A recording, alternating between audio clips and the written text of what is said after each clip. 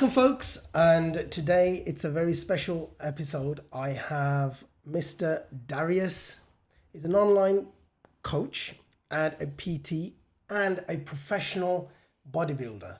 Now, if you want to compete, then he's your man to go to from nationwide? National, worldwide, European. Well, Darius, welcome to Fitpod. Thank you very much for taking time out. And I know you've got a lot to say. We've had this discussion off camera. And I said to you, look, save it. Because I don't want to hear it twice. I mean, I'd love to, but... Yeah, I know you would. And, but let's get straight into it. Give us a bit about what your recent achievements. And, you know, I've known you for just over a year now. Yeah, that's correct. And tell us a bit about yourself, you know, your professional bodybuilding side. So the viewers know you're the man. Yeah. So my name's Darius. I've been competing now since, 2016 was my first show. That's when I started gym. Oh, God. Wow. I was a junior back in them days. But yeah, so I started out, originally I was a boxer. I left school with really not many qualifications. I came from a military background within family. They wanted me to join up with the army and the military. So I went down to a recruitment office and signed up for the Royal Marines. Lo and behold, unfortunately, I was medically discharged with a ACL and patella torn ligament, and I decided to get into the world of boxing. Boxing kind of got me off the street. It kept me disciplined. I had a rocky childhood growing up. I hung around with a lot of wrong people, you know, people that were into substance use, to alcohol use, that I spent time within prisons. For me, I needed to focus my energy on something. Being diagnosed with ADHD, I had a bundle of energy and I didn't know what to do with it. So boxing kind of led into the bodybuilding. It kept me disciplined, it kept me channeled, and it gave me something to kind of wake up every day and go, I'm going to do this. So I did semi-pro boxing from the age of, I would say, 17 to the age of 21, kind of before I got into bodybuilding. I'd always trained in a gym, and I loved it. I then was in the gym one day and someone turned around and said to me, "You got a good physique, mate. Why don't you compete?" And I went, "Compete? What do you mean compete?" And he went, "Compete bodybuilding." I was like, "Isn't that where they dance around on stage in like trunks or something?" And every normal bodybuilder will go, "Oh my God, I grew up watching Arnold Schwarzenegger pumping iron." Yeah. I didn't. I'd never even heard of it until he goes, "Yeah, why don't you compete?" And not going to lie, this guy was absolutely huge. And I remember looking at him and going, his arms are like the size of my head. And it went on from there, really. I trained hard. I competed at my first show and I won. And then all of a sudden I got the hook. And you know yourself, once you get that hook, that's it. Man. And yeah, that's the story from there, really. And then the list goes on. I think pumping iron is a bait. They throw it at you, check this out. And then once you watch it, you think, right, I want to do that. I think everyone starts with that kind of, they want to, the whole masculinity of it and want to be this big, strong guy. And for me, it was more like, actually, I just want to be abnormally sized. I just want to be huge. You're not far off. Not far off. And actually, I remember the early days of kind of getting into the whole bodybuilding scene. Arnold and pumping iron wasn't for me. It was Rich Piana. It was Callum von Mogar. It was watching these big freaks. Dorian Yates, for example. I remember seeing him Body Power in 2016 and I was like, wow, okay. And I grew up I got that hunger from that. I wanted to just be this big guy that people were like, he's a lump. So I ended up doing bodybuilding. Right, so why do you do what you do? What I do it as a passion. The coaching, the personal fitness side of it, I want to give back to people. For me, growing up, I had a rocky childhood, like I said. I had a lot of mental health issues, a lot of trauma. And one thing that saved me was the gym. And I see a lot of children these days and young adults and teenagers that are struggling to put their energy into something. They end up going down the wrong route. So why I do it and why I love helping other people is to get them on the right path. The gym is a discipline. It's a sort of entitlement where you've got to do it. And once you get onto that kind of routine and structure, it kind of engulfs you. It keeps you away from the streets. It keeps you away from drugs, substance abuse, alcohol, and it keeps you kind of level-headed. And it also, if you have got an anger problem or a temper problem, it's brilliant. Go in, put your headphones in, listen to your favourite track, and just go and listen, wait. That's it. And all that anger, all that frustration, you just take it out on those plates and you do whatever you want. No one's there to stop you. No one's there, and that's the problem. There's the society we live in today. There is so much trauma going on in the world today that we live in, and there's not many people that actually step back and go, we need to help someone. Now, the money side of it, there's so many different business and avenues and financial, not everyone can afford an online coach. Not everyone can afford a personal trainer. When I first started training, the thought of a personal trainer and an online coach was like, wow, they've got money. I remember walking into, back in the day, it was David Lloyd's gym. And how much a personal training session was? Like £60 for one session. I was like, just for this guy to train me. Yeah. I was like, wow, okay. How long is it? Are you going to come back home with me as well and train me how to cook as well? Yeah. No, it's just 5 exercises. I tell you what to do. It's just ridiculous, Yeah, it's very, very expensive. I spent a lot of time in the gym watching other personal trainers before I actually wanted to go down that route. And I watched what people did, and there was a lot of stuff that I didn't like what people did. My pet hate is when you've got a personal trainer and they're not really interested in their client. They stand on their phone, they're focused on something else, and it's like you are paying them for a service. Give them your time in the day. That is the only time in the day that you need to be 100% focused to that one person. Yeah, one person, 45 minutes to an hour. Yeah, that's it. And that is it. But yeah, I got into it as a passion, really. What made you realise that you can actually now help give back to the community? Like you said, what's made you realise it's something that you've seen on the streets, or you think, nah, this is not right, I need to help? I think for me, going through COVID really it was an eyesight of mental health. I done a lot of open channels, podcasts, videos, and talked about mental health and mental health issues within men. And I think that what really opened me to go, I need to actually help and do something here, was the fact that I lost a very good friend. He hung himself. Wow. And from that day, really, it made me realise that I'm not the only person that struggles. I've been in them dark, deep places. I've attempted suicide myself. Wow. Not many people realise that. Behind the closed door, behind the social media platform, I have been at the real dark deeps of depression, where to the point where I woke up every day and I didn't want to be it. So for me, I know how I felt during that time. Now I imagine what other people are going through, but they've not got that support network. They've not got, and a lot of the time they haven't got the money. Cost rising, which is sad. Yeah, the world we live in now.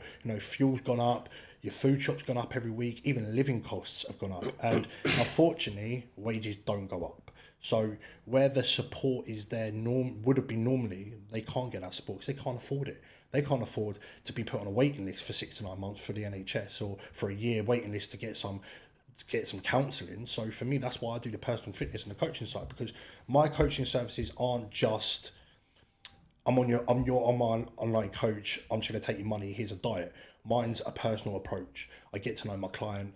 I like to speak to you. I like to understand what's going on in the background. If you've got a family, brilliant. I'm a family man. I've got a daughter myself. I've got a family. I love helping other people. Talk to me about it, Yeah. That kind of thing. Do you have any other issues going on at home which I need to know about? Not in depth, but so I understand where you're going to come from and how I can help you according to your nutritional and your workout plans. Now, see, touching back on the mental health, how did you know that there was something wrong? Something's not right? What, within myself? Yeah. It was really after I attempted suicide, really. My partner at the time, she walked in on me trying to jump out of a window, and 2, trying to literally hang myself. Wow. Not proud of it, but it was... I've got a 5-month-old daughter, and I look at her now and I think, this is why I'm still here. She is my reason why, the reason to everything. So I needed to get help, because if I didn't get help, she would never have been born, and she would have never had a father figure in her life. So who did you go to find this help, to find that support? Did you go to the gym? You thought, hang on, you know what? Let me just go to the gym. Let me see what this is all about. See, I'd been going to the gym for a lot of time, and even though for me I can switch off in the gym, and because I've learned that mentality through the military style with it, I can switch off, and that's it. It was more the fact that I saw what it did to my family around me, and the gym had a massive impact. And definitely during lockdown, I was very fortunate and lucky that I was still able to train, but there was many people that couldn't. But even during them days when I was training alone, I was training in an ice cold barn. I remember one of them was -5 degrees, and I couldn't. It was horrible. I walked in, had no motivation. I think it was them days which kind of led to the struggles, and it was actually like, actually, this isn't helping. I need to go get some help. I'd never wanted to open up. For me, I always felt kind of judged. You know, I've got face tattoos, I'm covered in ink.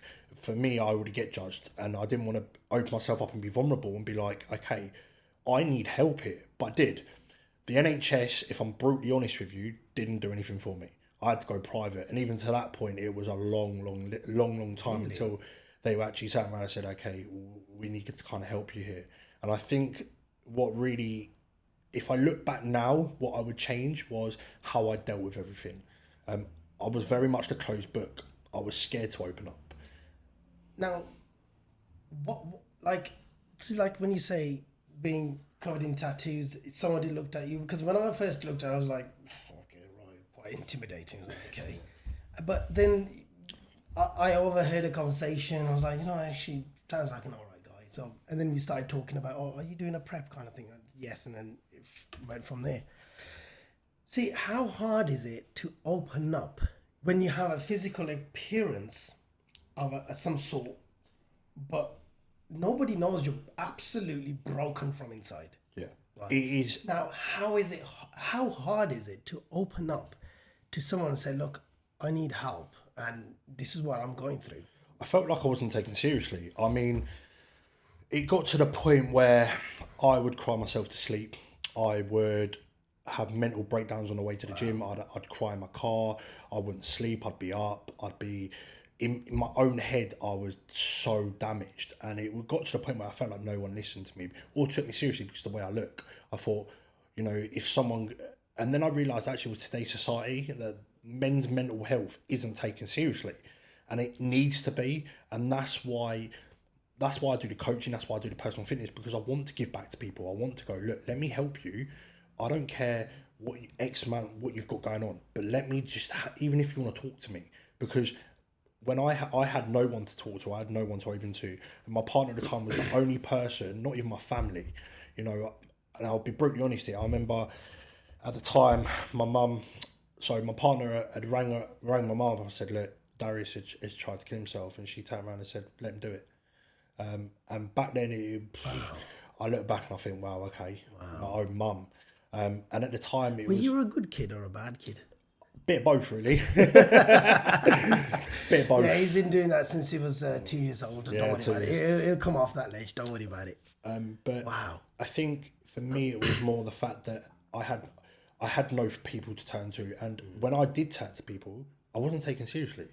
So when I sat, I remember breaking down in a mental health clinic.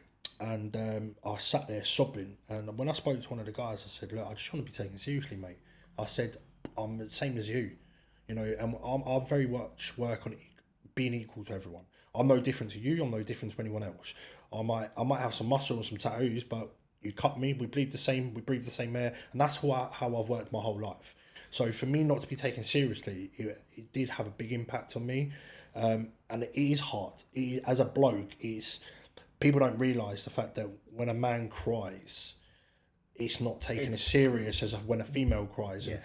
There has to be something so big behind this all muscle and flesh and everything for this person to actually break down. Now, I don't know, but what causes this whole depression, and what is it? Is it something that you, like a past experience, or I don't know. Like, what triggers this thing off? It could be there's so many different avenues. We all go through different life experiences. It can be it can lead from childhood. Mine was childhood trauma. So it can lead from that. It can lead from PTSD, post-traumatic stress disorder. It can lead from anything from even a chemical imbalance. The mental health side of it. There's so many different avenues. You know, you've got borderline personality disorder, BPD. You've got split personality disorder. You've got, you know, 1 minute you can be okay, next minute you can not. There's no real answer, but what I would say is trauma. Trauma is your main thing. You can be a kid and watch someone get killed. That's trauma. You can have a car accident at the age of 45. That's trauma. You can be in a relationship for 10 years and that person leave you. That's trauma. Anything that hurts you is classed as trauma. Now, mine was childhood trauma. So I went through a lot of abuse as a child. Sexual. And I've never really opened up about that, definitely. So for me to open up that on a podcast is a big thing. My partner is the only person that knows about that. But yes, so I went through a lot of abuse, one of them being sexual abuse from a very young age. And I kept that bottled from the age of 12, 13 to probably about 20, 24, 25. It's a lot of time. Yeah, man. Oh, you know what? Hats off to you, man. Like, just opening up and now you're in a better place. Yeah, and I've learned to speak about it. You know, like I sit here today, I'm very comfortable to talk about it because I know who I am as a person. I hate the word, oh my God, you're a victim. No, I'm a survivor because I went through that shit. See, that's a positive side of looking at it. Yeah. See, there's always, like I always tell my wife, every situation has a positive side. Now, how you look at it is up to you. Yeah, and see, now you can think of it, I'm a victim, and do nothing about it and just commit suicide. End of story. Or you think, you know what? I'm a survivor. I've come out of this and there's only one way to go now, and that's that way. What I learned is you can never turn back time. Yeah. And also the fact there's a silver lining. There's always that you can only control what you can control. I can't control what happened when I was 12 or 13 years old. Absolutely. I was a child. But I can control at the age of 26, 27 what I'm doing now and how I perceive life. Now, I've got a daughter to look after. I've got a family. I've got, you know, I need to be that role model. So me speaking about this and me being able to help other people is giving back in a way where 100%. They might feel alone, because being able to talk about something, it definitely as a man, is a big thing, and not many people can sit back and go, look, I can openly talk about this.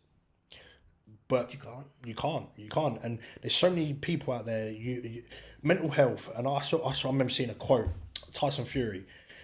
With mental illness, you can walk down the street, okay, and it's invisible. Yeah. But 9 out of them 10 people are probably mentally struggling.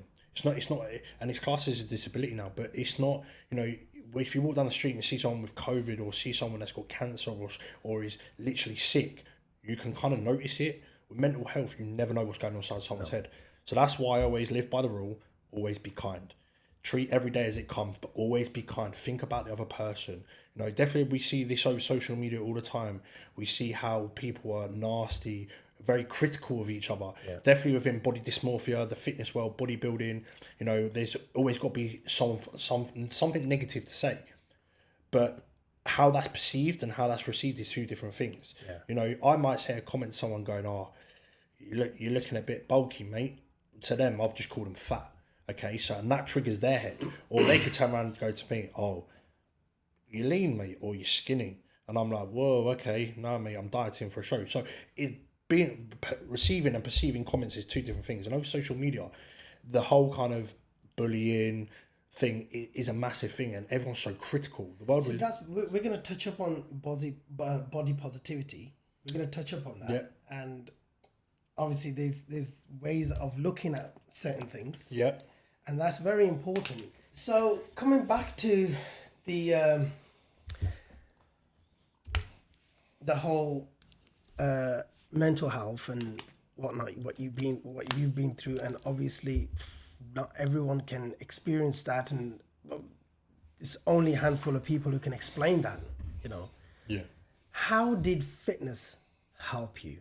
Now, because that's the most important question right now, because from what it sounds like, it was, okay, this is my route and this is where I'm going to go, and And you're here today, you know. Yeah, I'm here today. Fitness saved my life. That is the best way to put it. Getting in a routine, getting disciplined, getting structured. For me, I fell in love with that. And it was being able to stick to something and have that end goal. Now, for me, the target posts always move. You know, we start on a small goal, 3 to 6 months, 6 to 9, 9 to 12. And them goals are always moving every single time. And they just get further and further. So it keeps me constantly in a planned route, you know. And we've all been there where we kind of feel like we're in no man's land and we kind of go, oh, I don't know what to do. I don't know what to do. Don't know what to do. But which is normal. Which is normal. That is human life. But what I would say is the fitness lifestyle is, to be brutally honest, the fitness lifestyle is not for everyone. You are not cut out sometimes, and there is many people that aren't cut out to be in it.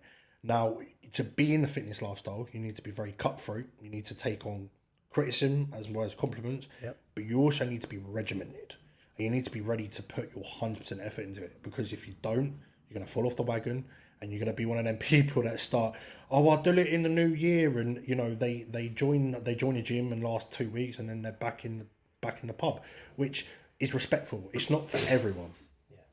See, I think what we were talking about that earlier, and people tend to go in very, very hard to start off with. They want to do everything to the T, and you know, the diet, the food, the this, the workout. They go in strong, but that is not. There's no sustainability in that. That's the wrong way to go about it. People think that when they start off, it's like it's a 100-meter sprint, boom. Yeah. You know, it's a marathon. It's a marathon, and it takes years. You know, I'm still here. I'm still learning. I'm still training. I'm still growing. You know, and I've been doing it. 2016. We're now in 2023. Yeah. You know, so it's a long period of time. But the big word here is consistency, because what happens is people do it for a couple of months, then they realize, okay, I'm getting bored. They'll fall off the bandwagon. They'll jump back on another 3 to 6 months. They'll fall off. They'll fall on. I can hand on heart honestly say, since 2016, I can count on my hands. I could miss a train session a meal. Yeah, one of them being the birth of my daughter. One, right? I've missed probably about 5 meals, and that is how I work. I so regimented and so dedicated to it that it's a lifestyle to me. It's not just a passion. Yeah. It's not just a hobby.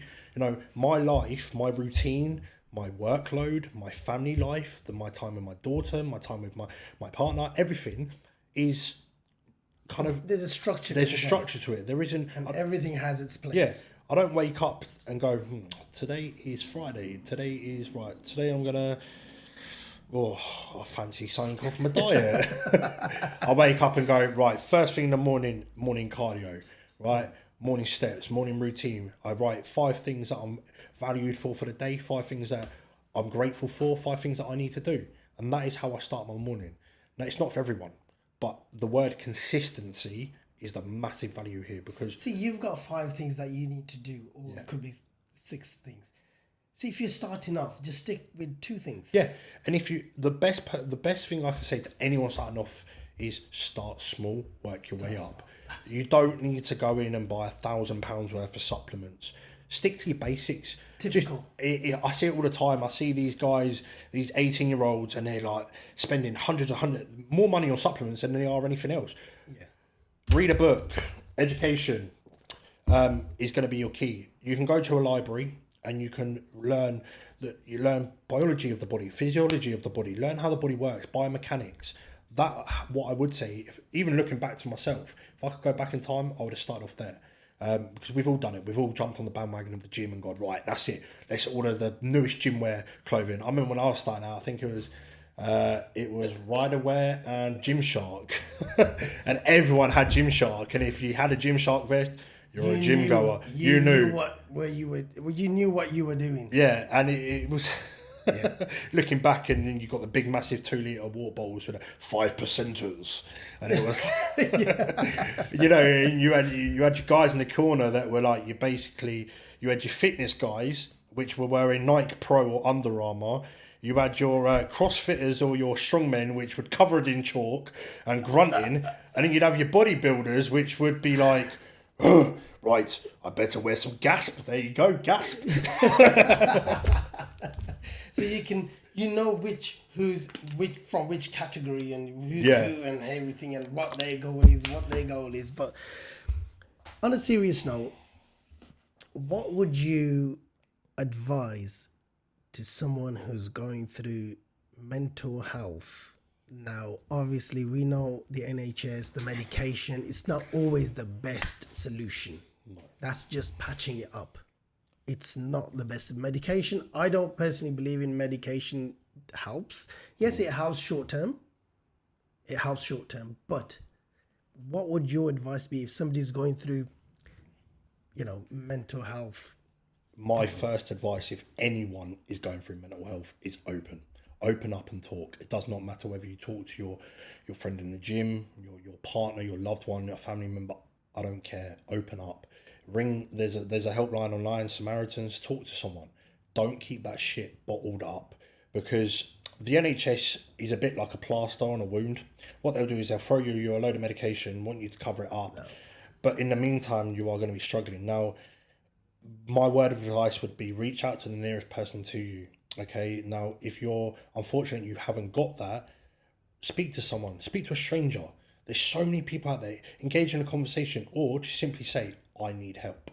It sounds stupid, I need to talk, because not everyone understands mental health, but the issue what we've got is everyone becomes a closed book and it becomes a taboo subject. Now, being someone who suffers with mental health, I learned that the hard way of being a taboo subject. No one kind of knew how to deal with me. No one knew kind of how to process me. I didn't even know myself because I didn't know how to open up. But of course, it's not something that you've been doing. No, you've been going through for time. And I think it's just a one-off. And then shit, what do you do? And I think the issue is it's about being vulnerable. Vulnerability is a big thing, definitely in today's society. You being vulnerable with someone. Unless you're really, really close with them, doesn't normally happen. But talk to someone. There's so many people out there. It does not matter whether you write a note, a text message, a phone call, a voice note, anything. Just let it out. Because that will probably make you feel 100 times better than keeping that shit bottled up and sitting at home in your room feeling alone. Because believe it or not, whether you're listening to this, you are not alone. There's so much help out there. And there's so much support, you just don't understand it. That's deep, man. That's deep. That's deep for a Friday afternoon. See, the thing is, when you're past your 30s, this is a great night out. Yeah, all these 18-year-olds will be getting ready to go to a nightclub, aren't they? Here we are discussing life, life balance. Now, you are obviously a family man. Yes. You have work life, yes, and you got the gym life. Now, what's your number one tip if someone's listening now is in a similar kind of boat?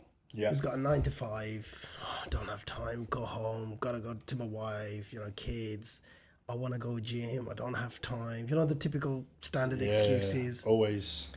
What's your number one tip for a balanced life? Plan your day, structure it before the day happens.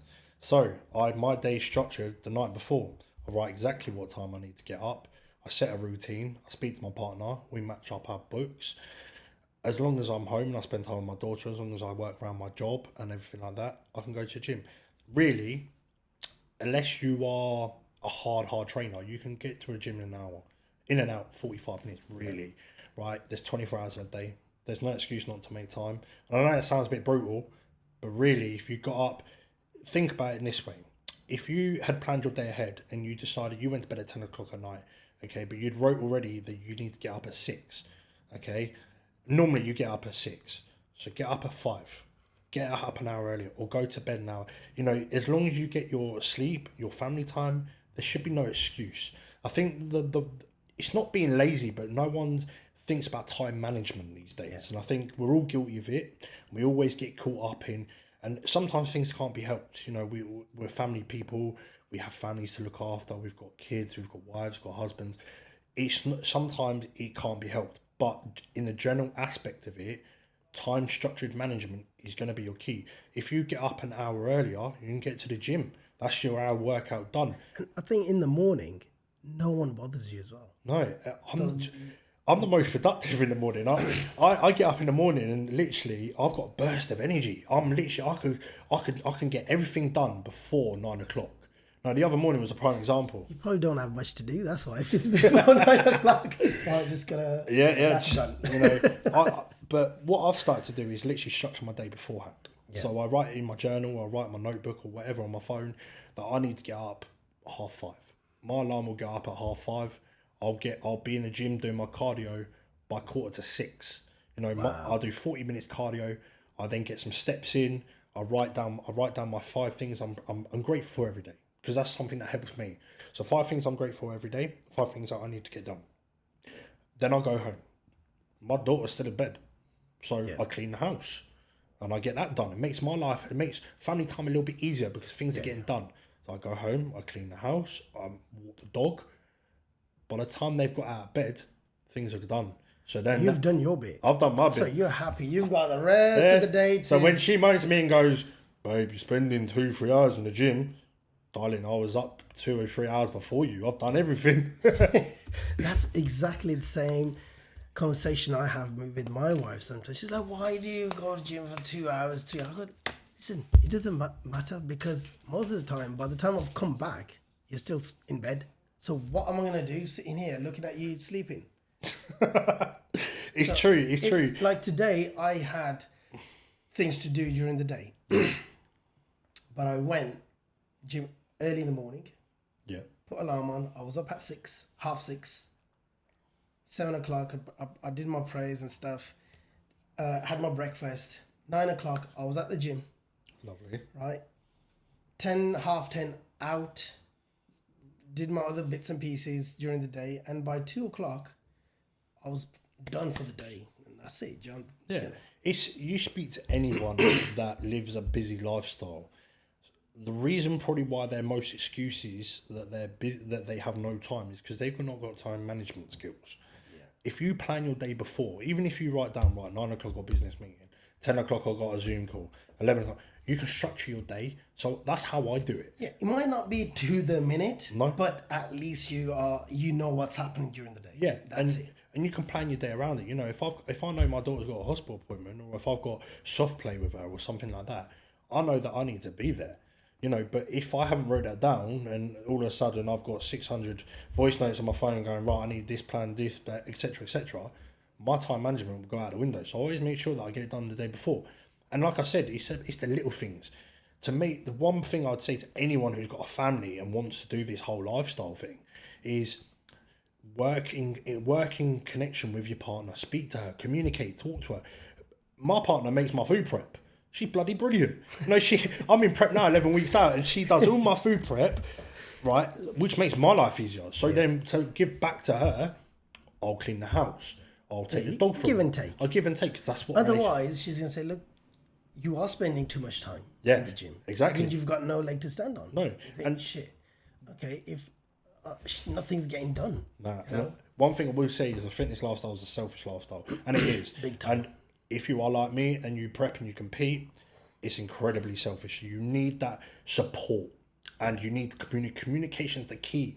Because if you don't communicate with each other, you're just going to argue and bicker, and that's it. And then that goes down a bad route. So, your number one tip is time management. Yes. Anything can be done. Everyone's got 24 hours. Yep. There's people wake up at 4 a.m, get their shit done, and by 8 o'clock, they're ready for the day. Put it this way. So, I work nights, okay? So, I work nights. I normally get home about 4:30 in the morning, okay? I'll get home at 4:30. My daughter will probably need feeding, so I'll do that night feed. So I'll feed her. I'll then get into bed. By the time I got into bed, probably about 5:30. Okay. Wow. Yeah. Wow. 5:30. Right. So 5:30, I'll wake up. Well, I'll go to sleep. Shall I say? By 11, 12 o'clock, I'm up. Okay. First thing I do is I go to the gym. I get it over and done with. I'm done by 2 o'clock. I've got the rest of that day to do whatever. But I've also managed. I can spend time with my family. I can go to the gym, and then I can go back to work. But everything's done.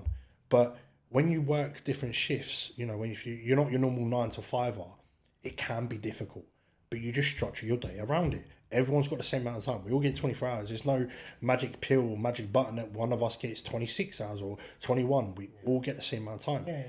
To be productive within that time. Get things done. Even, sounds stupid, but even if you can, you know, instead of spending 15 minutes scrolling through Instagram while you sat in the toilet, spend 15 minutes doing one of it. Yeah, I'm guilty of it, mate. I'm guilty, trust me. That's my time, though. Yeah. I'm allowed to do that. That's my time. But spend 15 minutes doing an email that you need to get done, or spend 15 minutes doing something that you need to get done. You can do it. So just spend that 15 minutes, because time is something you'll never get back. And I learned this, and I'm learning it more. Yeah, and you learned it the hard way. Yeah, and I did learn it the hard way. But since my daughter's been born, not in a horrible way, but I'm not selfish now. I was an incredibly selfish person before she was born. It was all, my day would be my time. My partner would have to work to my schedule. Wow. I know, and that sounds deep, but when you're a bodybuilder and you live the fitness lifestyle, you know, when you're on prep and stuff, pros and cons, you know, she wants to date someone like me, that's what happens. But you signed the contract. Yeah. But since my daughter's born, I never had that time with my family. Unfortunately for me, my dad was never around growing up. My parents are still together. My dad worked all the time, so I never had that time. Yeah. So looking back, do I want to be like my dad? Never have time for my child? No. Yeah. I want my little girl to turn around and go, Daddy's always here. Daddy's doing this. Daddy's doing that. Dad is useless. Yeah. He's always at home. Yeah. But I want to be, and I don't want to miss out them little things. You know, we've all been there where we're like, oh, you know, I was in the gym the other day. And my partner sent me a video, and it was my little girl like rolling over, and I was like, oh no, I should have been home. But you know, I don't want to miss them times. So it's these little things. Life is valuable. Life is so short. 1 minute here, next minute not, and no one's promised tomorrow. And that's something I live by now. Yep. Tomorrow is never ever promised. You know, be grateful for what you've got, and actually live the day, enjoying that moment. And I'm learning that, and I'm very guilty of not being in the moment as much. You know, you know, my phone is constantly in my hand going off, and I must get moaned probably about 24 hours of a day because of that. But we're all guilty. Yeah, we're all guilty, and I'm learning to be in that moment. You know, I don't need to take a picture for Instagram or for Facebook or something like that. I just live in that moment. And sometimes, you know what? The other week, we went on a little trip, and I put my phone to one side and didn't even look at my phone, put it on airplane mode. And I think them 6 hours we were at the house together as a family was the nicest 6 hours I've had in the last 6 months. It was brilliant. My phone wasn't in my hand. Someone wasn't arguing with me, doing this or wanting something, or my phone in my business. Unfortunately, I've not got 2 phones. I've got 1 phone. So it's someone pinging my line for something, or it's like something's gone wrong, or someone's like this, and it's like, oh, it's constant, isn't it, mate? It's constant from the time I go to sleep. And see, that's the thing that I think people think, oh, we don't have time for gym because of just unnecessary stuff. Always have time. When I'm in the gym, gym's my time. Oh yeah, when I'm in the gym, my phone's in my bag. I'm not interested. I log my stuff on piece of paper, because I know if I pick up that phone to log something in, I'm gonna start scrolling through messages, WhatsApp. I'm gonna touch base on that. The logbook. No, man. The logbook. Everyone wants the logbook for training. Yeah. So that's something I'm gonna touch base on, because that is my pet hate. When I started training. You know, I used to hate the log. I used to look at people who log in and think, like, just come in, do what you need to do and get out. Yeah, but now I've been logging it for the past 6 months. And honest to God, when I look back now, I think, you know what? I've actually increased in strength. Yeah. This, that, like, wow. See, okay. I logged booked for probably about 4 years consistently. I've probably still got all of the papers. Literally day in, day out, boom, boom, from a meal, from my diet, from the time I ate, to the time I even went to bed, to the time I trained, to what I trained, how many reps, what. It was literally like boom, boom, boom, boom. Then when I got into a prep, so 2019, I prepped for the NABA British. And I remember going in on this session. It was a push session with chest and delt focused. And I literally threw the logbook. I was wound up. I went in, like the previous week before that, I remember doing 60 kilo dumbbell incline for like 8 reps. Went in this week, and the 60 kilos felt like they were 100 kilo. And it threw my whole session off. And from that moment in time, I've not used a logbook. I log my sessions. As long as you are moving in the right direction, that is, in consistency, that's the main thing. Today's society focuses on these little micro things like logbooks and we need to be doing this and doing that. If you are new to the game, to start out, focus on getting your movements correct. Focus on execution of the movements. We've all seen them awful videos online where people are benching and they tear a pec. Ryan Crowley, for example, and them leg press videos where they're trying to leg press 1,000 kilo and then their knee snap. But I can't watch them. But it's because people are giving out the wrong information. Yeah. And unfortunately today there is so much wrong information being misled, even from ped usage, steroids, and people. That's such We're coming to that. Yeah, it's such a taboo subject, but the logbook is my main hate. I see guys in the gym sat there writing down, right, focused on their logbook, boom, boom, boom, boom, and all of a sudden they're not focused on their training, and they've spent 2 hours in the gym.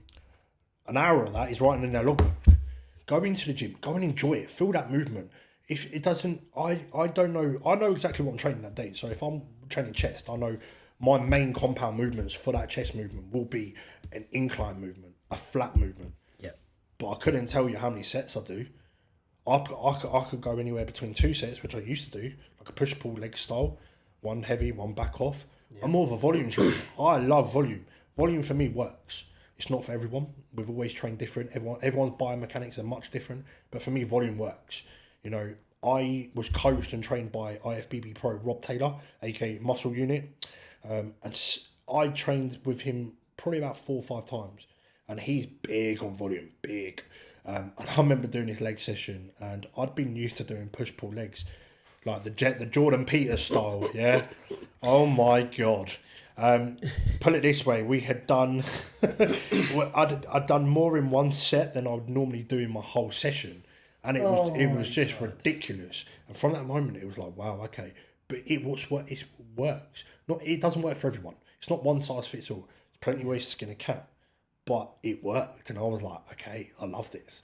So I've kind of, as much as I love that whole kind of push-pull leg style, one heavy, one back off, I've got to get that muscle full of blood. I've got to really stretch that fascia and really tear it up, really.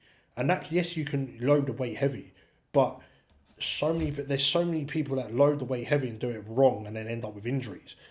Touch wood. I've apart from a lower back injury that wasn't in the gym, I've never really had an injury, and a knee injury that wasn't in the gym. I've never had one because I always make sure my form is correct, and feeling the muscle work. Where if you're a bodybuilder, it's about building that muscle. You're not a power lifter. You're not a strong man.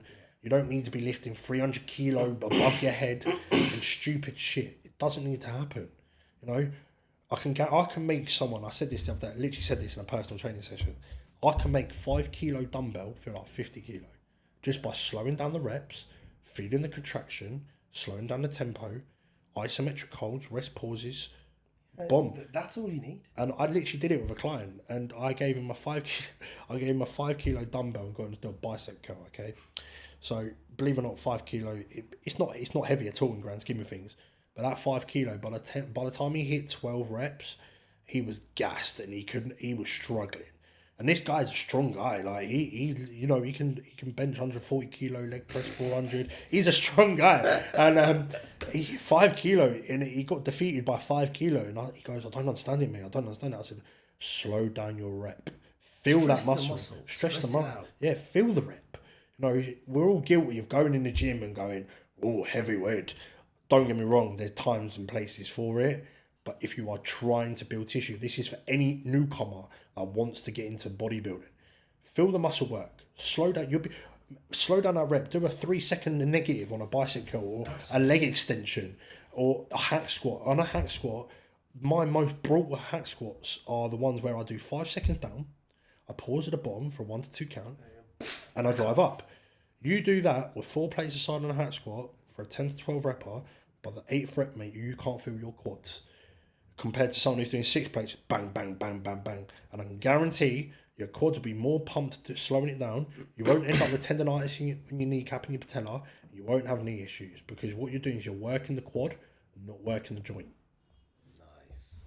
Thoughts on body positivity. And what I mean is people, I mean, it really rattles my cage when people eat unhealthy and they promote it and they say, yeah, it's okay to be fat. I can't stand that. I think if you want to be fat, be fat. If you want to eat junk food, eat junk. Do not promote it on promote other people, it and say, it's okay to be fat. You don't have to anti-diet and anti-exercise and all that. That really, really gets to me. I'm thinking, why? Like, if I'm going to the gym, if I'm trying to promote the gym and healthy lifestyle, people think he's too up for himself and all of that kind of stuff. We get a lot of comments that, oh my God, we're arrogant people, or oh, that guy must be cocky, or body positivity is such a big avenue in today's society. Social media ruins it. That's the one thing I would say. Women think that they need to look a certain way, and so do men. We think, you scroll down your Instagram feed and I can guarantee there'll be a female with an enhanced set of boobs or enhanced bum lift or cosmetic surgery, and there'll be a bloke on there shredded to bits and you'll be like, wow, I want to look like that.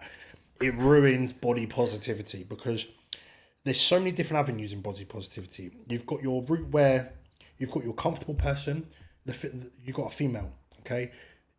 She's overweight, yeah, she is, but she's comfortable in herself. That's fine. I love that.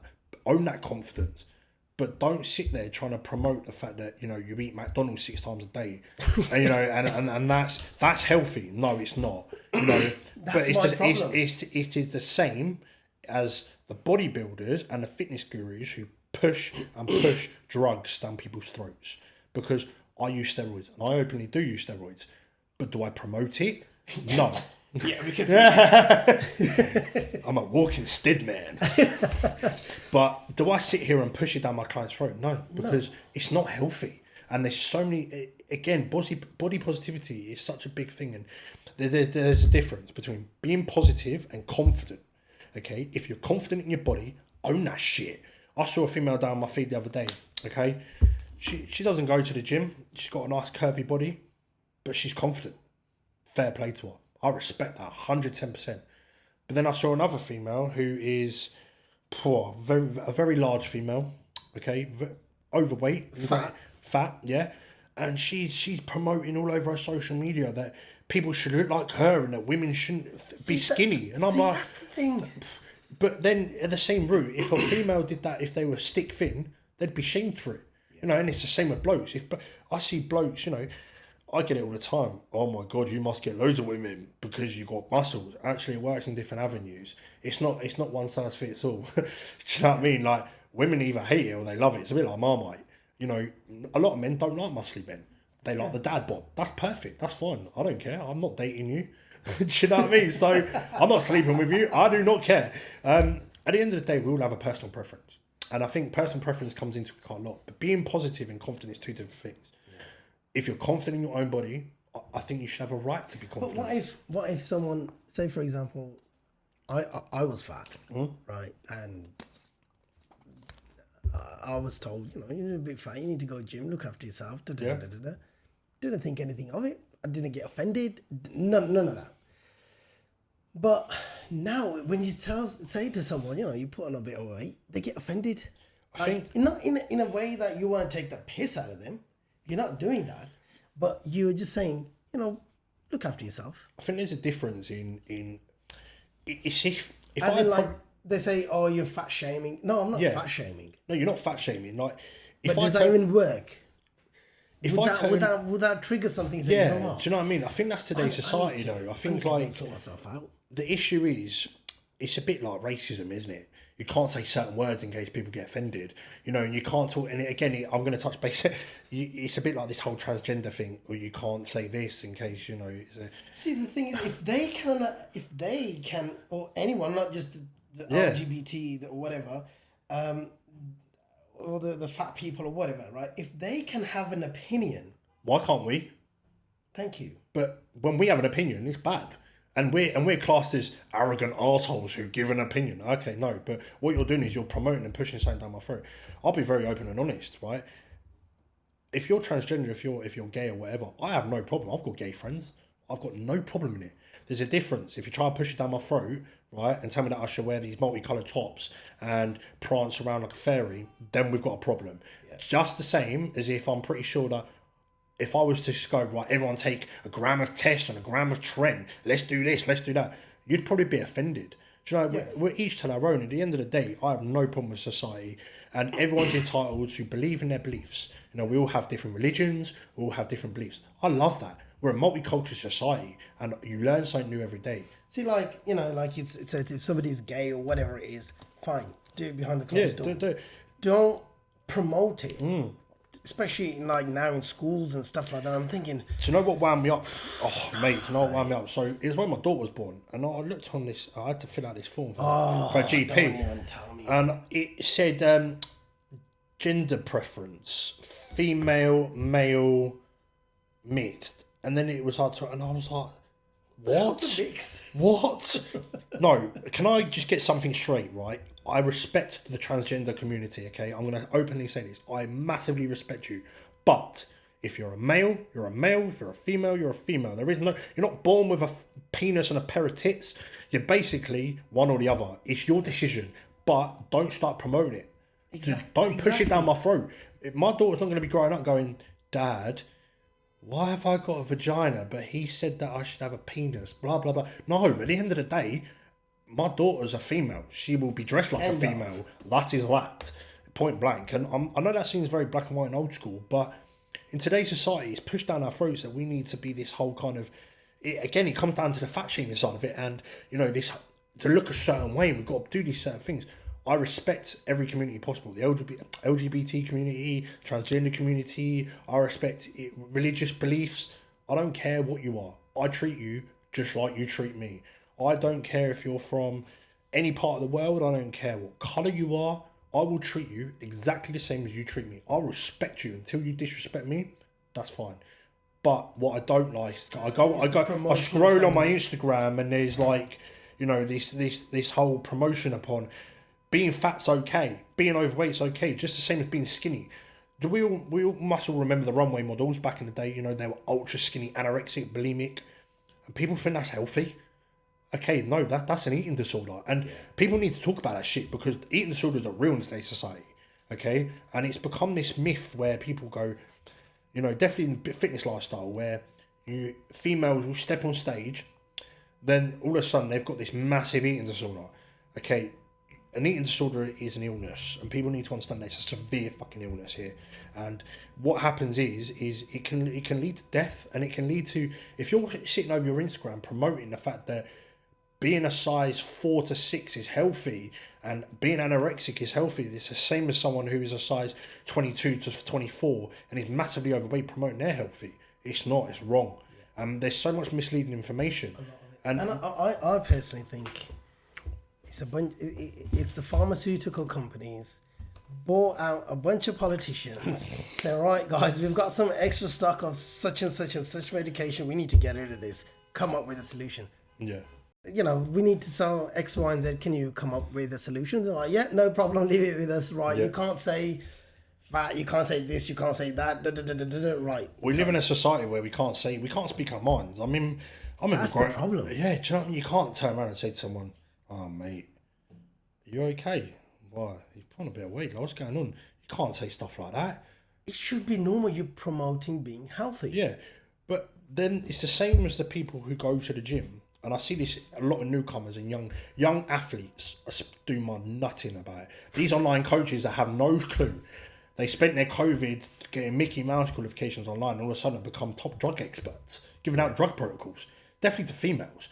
I remember I had this female approach me and she said to me, Darius, she goes, I've been put on this cycle, can you double check it for me? I looked at her and I went, Jesus Christ.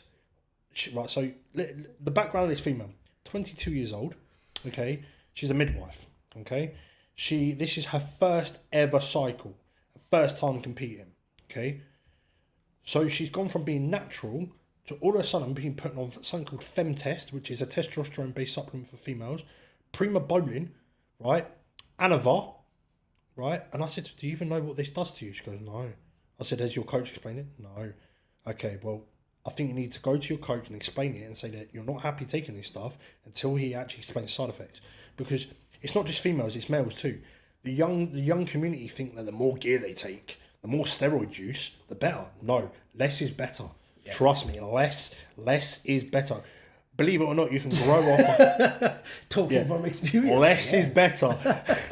You can grow off 100 milligram of testosterone. Yeah. I can grow off 100 milligram of testosterone. If you do it right. If you do it right. But we're not promoting anything. No, I'm not. We're not promoting I just want to make this very clear. I am not a doctor. I am not a nurse. Yeah. I'm no way qualified in medical degrees. I'm not promoting steroid usage or abuse or whatever you want to call it. I'm just saying to you that at the end of the day, there's people out there in today's society that are giving out drug information, steroid information, wrongly, and it's causing health complications. Yeah. There's definitely the female side of it. You know, more bodybuilders have died in the last 2 to 3 years. From drug abuse, from diuretics, than any time in the world. Wow. No, you know, I could count on my... It's supposed to be a health and fitness. It's supposed to be a health and fitness lifestyle, yet we're all dropping dead like flies. Why are we dropping dead? One, no one gets their bloods checked. Now, bloods are the most important thing. You could look the most healthiest person on the outside. In the inside, you're rotting away and you're dying because no one's getting their bloods checked. You've got your 18-year-old lad who'd rather spend £100 a month on my protein isolate and a bottle of testosterone than he would spend on Medichecks or the blood lab getting his bloods done. Mate, get your bloods done first. Prioritise. Put it first. What are they doing? And it winds me up in today's society. Like, if I had the knowledge that I do now, when I first started, oh my God, it would have been a game changer. And I 100% would have been a game changer. I've learned so much. And there's so much new content you can learn. The world's evolving. Everything's changing. Like I said, there's plenty of ways to skin a cat. No, it's not just your one diet fits all. It's not your one training plan fits all. We all have different body types, different biomechanics. But do you know what winds me up in today's society is the wrong information being used. You know, I see it all the time being promoted, like, take this, take that, you need this. Do you know what? If I was to give my advice to anyone who's starting out, right, go down the health route first. Get your bloods done. Okay, bloods are the most important thing. See what your levels check. It doesn't matter if you're a natural athlete. It's very important to see, okay, where your hemoglobin is sitting, where your testosterone, natural testosterone levels are sitting. You know, what your liver and your kidney profiles are sitting. Because, believe it or not, eating an excess amount of protein can have a negative effect on your kidneys and livers. So it's good to get that kind of context and understand. You know what you're playing with. Then. Yeah, you know what you're playing with. Then you can go down the route. But the same with females. The female community of the fitness lifestyle and bodybuilding seems to have evolved into kind of like, they don't give a fuck, they'll just take the gear because their coach told them to. No. You know, many women don't realise the fact that it leads to so many side effects as well, and also infertility. So when they want to try for a baby later on in life with their partner, they can't. And it's becoming a big thing now where the community seems to be like, the more gear you take, the better. No.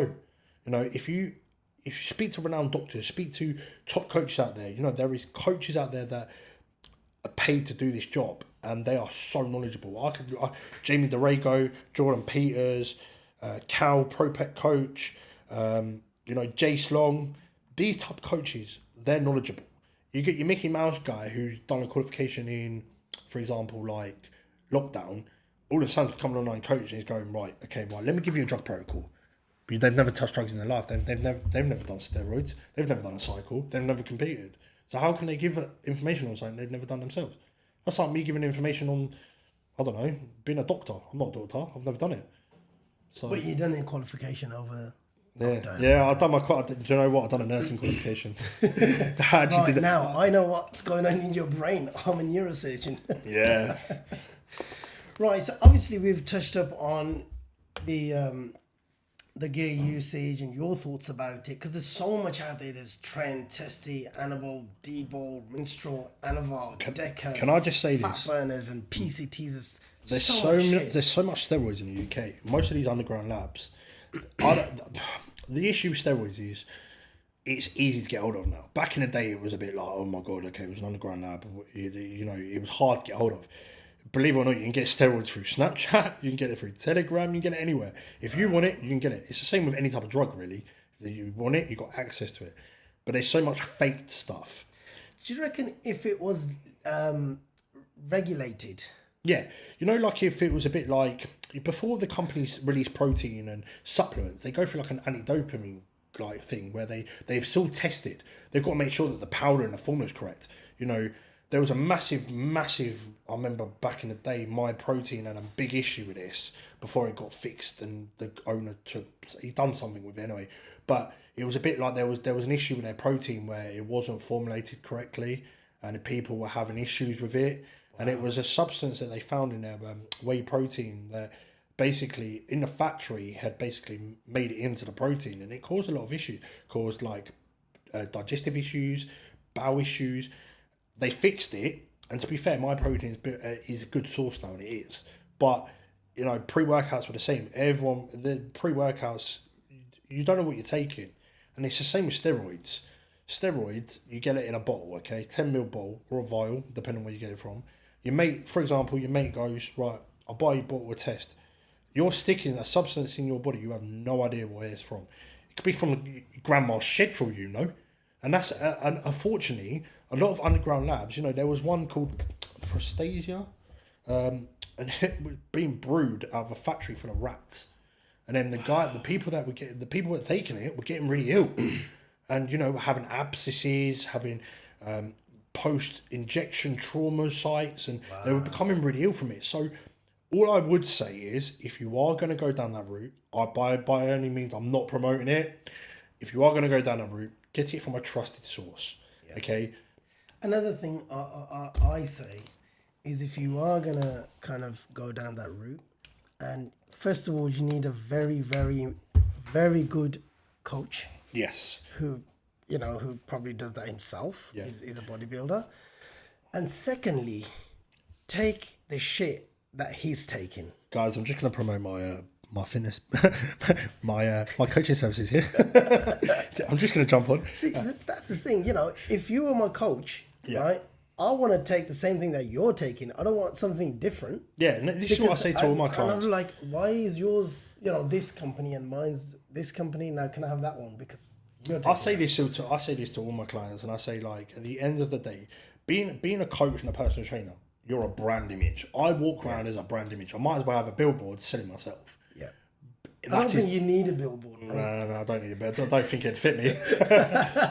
But this is what I'm also going to touch base, talking about going back to kind of the fat shaming. Personal trainers who are out of shape. Yeah. Right? Can we just touch base upon that? Yeah. I don't understand it. And so, as soon as we'll come back to that. Perfect. Right. Okay. So obviously we've touched upon how important the blood tests are. Yeah. Do you, while being on a cycle, do you see any side effects or any problems that, you know I'm having this because I am on X, Y, and Z? So me personally, I'm very lucky. I don't normally have many side effects. I take enough supplements to kind of keep it under control. To keep it under control. See, that's discipline. Now, for example, you're 18, 19 years old, you've got hold of these substances, and without any professional guidance, yes, you started doing this. Now you don't know. See, the way I look at it is, if you're on a cycle, your cycle has to match your nutrition has to match your workout, and your workout has to, and your coach has to basically prepare that according to your body type and where you want to go. Yeah, and we're all different, and it's like a chain reaction.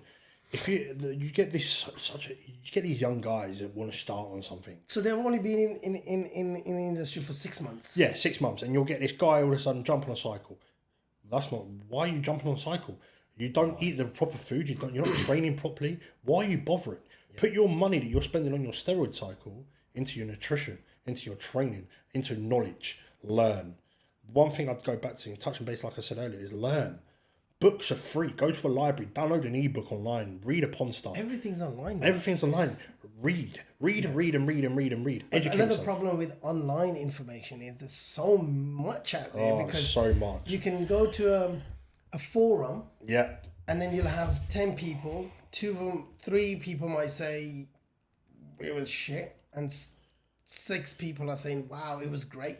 Because there's a lot of mixed information, and you think, there is so much mixed information, and so much information is wrong. Everyone has an opinion. Yeah. But what people don't realise, everyone's body's different.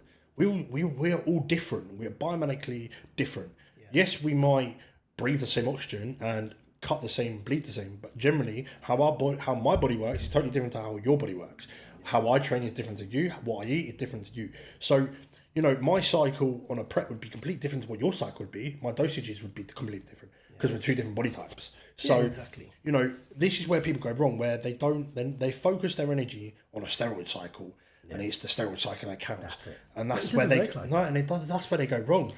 I had, believe it or not, downstairs, I was talking to a guy and he's pulled out this bottle. It's about 10 o'clock at night. He's pulled out this bottle. He goes, bro, have you heard of Anavar? I was like, no, I haven't. Right? No, I haven't. What is it? He goes, wicked for weight loss. I was like, oh, really? He goes, yeah. He's opened it, took 2 pills, right? Knocked it back with a cup of tea. Cup of tea? I said, what are you doing, bro? He goes, nah, it's all right, man. It's keeping me good and stuff. I said, this shit's going to kill you. Yeah. See, people like that have really messed this whole kind of thing. And now... See, I've got another guy like that. So it's just like mad. I was in Pure Gym with Milton Keynes probably about 2 years ago. This 19-year-old lad come up to me and goes, oh, you what, mate? I said, yeah, you what, mate? How you doing? He goes, yeah. He goes, what are you running? I said, what do you mean, what am I running? He goes, Castrol, mate. I said, what are you running? I said, bit of test at the time. Why? I'm running Trent. I said, oh yeah? I said, you competing? He said, nah. So how much you run? He said, 800 milligrams. I nearly died. How much? 800 milligrams. He was 19 years old, not competing. And I said to him, mate, what are you doing? You're going to be dead by the time you're 21. And he by laughed. the time you get to the stage, you're gone. I said, and he laughed and I said, mate, do you even know what this shit does to you? And he goes, well, all my mates are taking it. I said, yeah. And do you realise how toxic it is? Trenbolone is one of the most, if not the most toxic steroid out there, and shouldn't be used. And it comes with so many different complications. Mental health issues being the one. If you're running Tren, you know, and you come off Tren, your mental health takes a dive. You know, wow. It can be superhuman, and it can give you this sense of being like an animal in a gym, and it give you the sex drive of like a king. But actually, it does more harm than good. Right? I would never, and I looked at him, I went, mate, what are you doing? 800 milligrams. You know what? I've never touched a Tren. And I've never gone personally over 600 milligrams, and that's at like a pro elite level. Week? Yeah, that's a week. That's at pro elite level. You know, but he was 19 years old running this like it was just like he was eating Smarties, and I was like, bro, what are you doing? So again, people have got no idea, and that's what's messed it up. And that's what's messed up, because that guy will turn around to another guy and go, mate, take 800 milligrams because I'm taking 800 milligrams, and all of a sudden you've got a circle of people giving out dosages that have no idea. And this is the problem, that it's misleading information yet again, and they're not clued up. They've got no degree in steroid use. It's his first ever cycle. He's 19 years old. He's fresh out the womb, for God's sake. Do you know what I mean? When I was 19 years old, I was not taking steroids. But God, I'll tell you what, if I was 19 taking steroids, mate, Jesus. Different story. What's your relationship with food like? Because obviously now, going on a cycle, going to shows, it's not easy. You know, it's a not lot of easy. people think it's a shortcut. Yeah, no. My relationship with food, I'll be brutally honest. When I first started training, my relationship with food was awful. My first ever prep, I remember every cardio session I was like scrolling through. Oh, what's this burger place? What's this burger place? Oh, what's this? And I learned the hard way. I stepped off stage and put 30 pounds on in 1 week. Because I rebounded. So I learned the hard way, don't do that. But my relationship with food is perfect now. I look at food as fuel, and I'm very lucky. I've got food in the fridge. There's people out there that don't even have that. Yeah. So I look at, I don't need to eat food for taste. Yeah, we all eat food for taste and we like something nice. But do you know what? I can do that when I'm not in a prep, or I can do that. You've tasted it. I've know what it tastes like. To me, it's not the end of the world. But to me, food is fuel. It's same as you would put top premium fuel in a race car. Right, if you put shitty fuel, right, in a race car, right, it's gonna misfire. It's gonna break down. Right. Same as your body. If you put shitty food into your body, right, you're not gonna digest it well. You're not gonna get the same results. And then you're gonna say, "It's okay to be fat." It's okay. Eat burgers. But it's the same. That's how I look at it. Food is fuel. The same as a race car. No race car can go at 100 mile an hour all the time. It burns out. But it's the same as if you put premium fuel in a race car or a top expensive car, it runs much smoother. It runs cleaner. Same as your body. Your body isn't just the outside image, it's the inside. Your liver, your kidneys, your digestive tract, your organs, your heart, your everything. So the issue is as well, is it needs to have all this nutritional food to have that effect. You can't be going to the gym and doing an hour's worth of cardio and injecting 800 milligram of tren, but eating McDonald's for breakfast, KFC for lunch, and a pizza for dinner. It doesn't work like that. Yeah. God, I wish I was blessed. I wish you did. Yeah, I wish I was blessed like that, but no, like, do you know what, mate? Even when I have an off-plan meal, like a cheat meal, to me, like, I don't even really fancy it. But like, oh. See, are cheat meals important? Are cheat meals important? For a lifestyle client, I hate the word cheat, so we're going to use the word off-plan. Off-plan. That's what I use. Off-plan.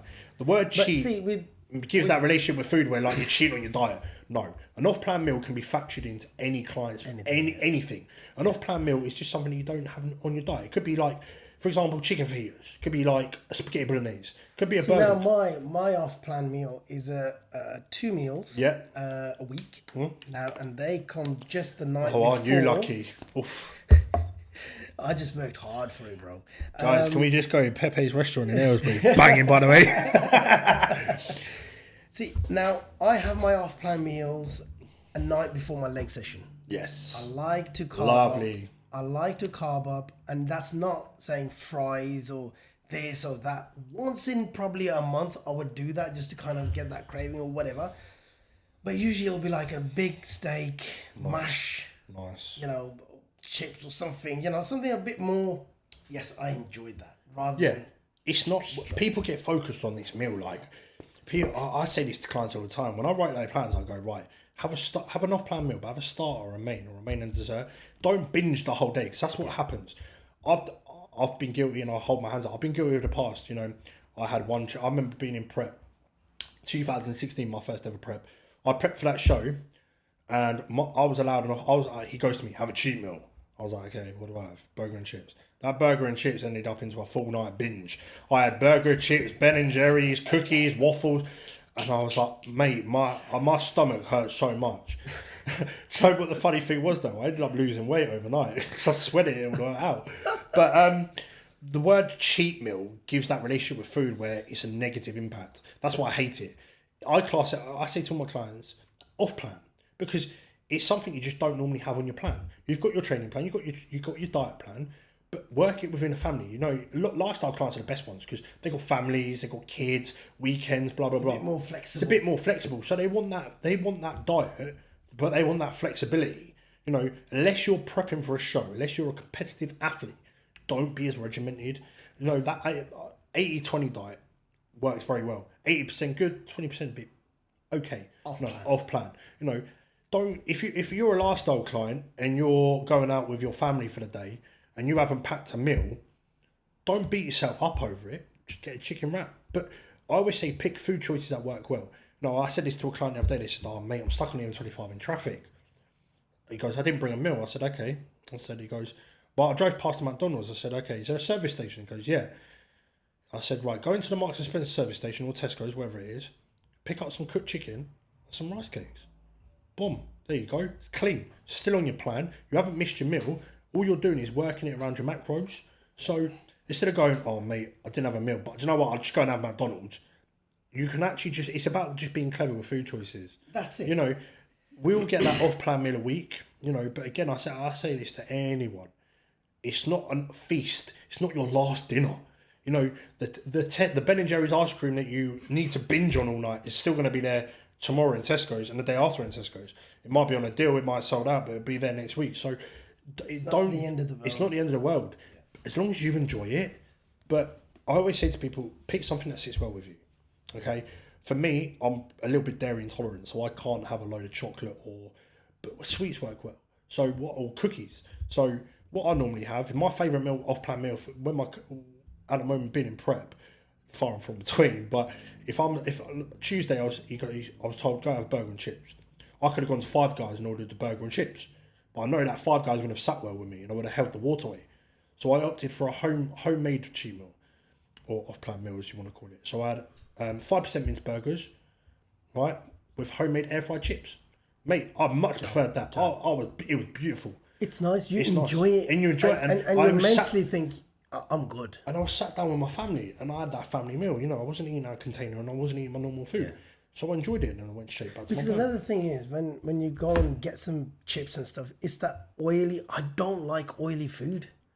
Even if it's off-plan, I don't care if it's off-plan or on-plan or whatever. If it's got oil in it, I don't want it. It's just horrible. Again, personally for me, I can't have anything that's like really fatty, oily. Yeah, no. My digestive tract does not digest it. Do you know what I learned last year on prep? My refeeds, my off-plan meals were pizzas, okay? Because my body could burn through a pizza. So I don't have a normal thick crust, I have a thin crust. Papa John's, I love Papa John's, but doesn't sit well. Domino's, thin crust, extra meat, extra chicken, bit of ham, boom, done, right? But if I go and have a Five Guys burger and chips, their chips with the peanut oil ruins me. I'm bloated for 3 days afterwards and on the toilet. My digestive system can't digest it. So see, with the pizza, it's baked. It's baked, yeah. And it's not fried. But I always say to someone, just pick. Doesn't matter what you eat. We're all different. We all have different preferences. Some people like Italian food. Some people like Chinese. Some people like Indian. Have whatever you want. Just don't binge. Because that's the word, binge. You know, I looked after a female last year. She was prepping for the PCA British. And she checked in one of the mornings and she said to me, I noticed her weight had gone up by 3.5 kilos. And I said, have you ever had anything off plan? She went, yeah, I just didn't want to tell you. I said, well, what did you eat? She goes, well, I ordered a takeaway with my hubby. So we had a Chinese. Then I fancied some cookie dough. Then from the cookie dough, I had left over from the night before of his food. Then I said, right, so basically all night you've binged. I said, okay, you've binged, you've recognised it, we move on. Don't beat yourself up over it. Shit happens. It's life. But tell me, communicate that with me because I need to know. I need to know because I can always tell when a client doesn't stick to a plan because that's the problem. Clients, definitely with the online coaches, this online, you know, they'll push a diet plan down someone's throat and it's like, you've got to stick to it. We're human. We all make human errors. God, even I haven't sometimes stuck to a diet plan, right? Yeah, and I'll be honest with that. You know, in an off-season phase, when I'm bulking, my diet's 80-20. Now, when my daughter was born, I think I missed 1 meal. 80-20 the other way. Yeah. And it was like all the food was going to her. But that's a special moment though, isn't it? And those moments are priceless. Exactly. It doesn't matter. But like I say, it's understandable. Like when mine happened, found him on my PT and I says, had a baby boy, wicked da. So listen, the next couple of days, I am off plan. Yeah, off plan. That's it. I don't care. It's working around your lifestyle and your family. Like, enjoy it. You know, these gurus that talk about diets and they make them really hard, that's what puts people off. Yeah. A diet isn't hard. Do you know what's hard? Is being told you've got to stick to it 110%, and if you deviate from that plan, that's it. It's not the end of the world. I say this to all my clients. I say, look, if you cheat on your diet, I'm not gonna have a go at you for it. We learn. Yeah, we learn from it. We move forward because normally it's what triggers. So one thing I do it when I'm on prep. I don't buy nothing in the house that I can go, I want.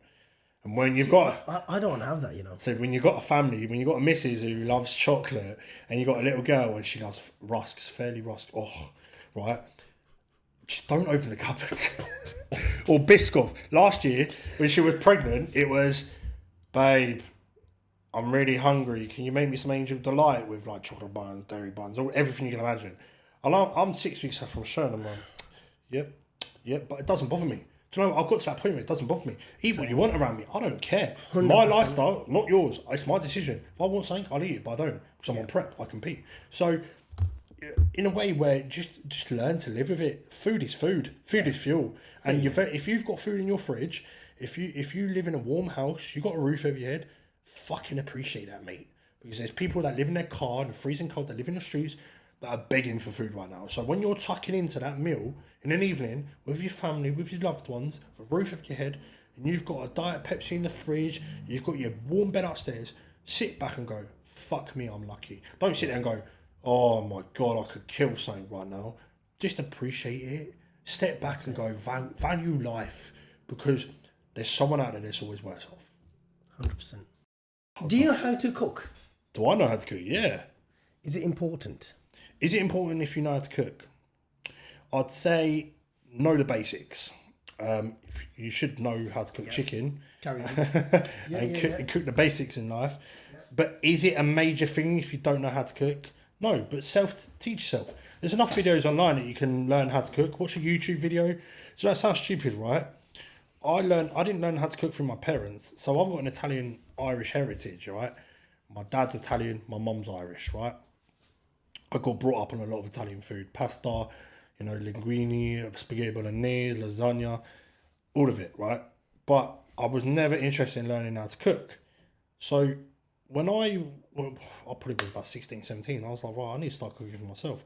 So you know what I did? I went on YouTube, I remember watching Gordon Ramsay and Jamie Oliver cook this banging lasagna. I was like, right, he puts red wine, so does my mum.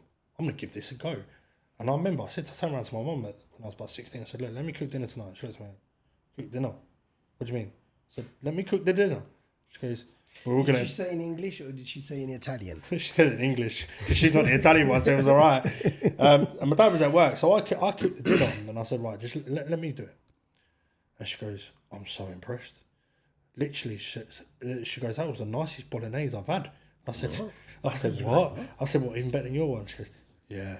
So then, when my partner, when we first got together, we got together during COVID. So it was a bit like, we had to cook at home. There was no restaurants open.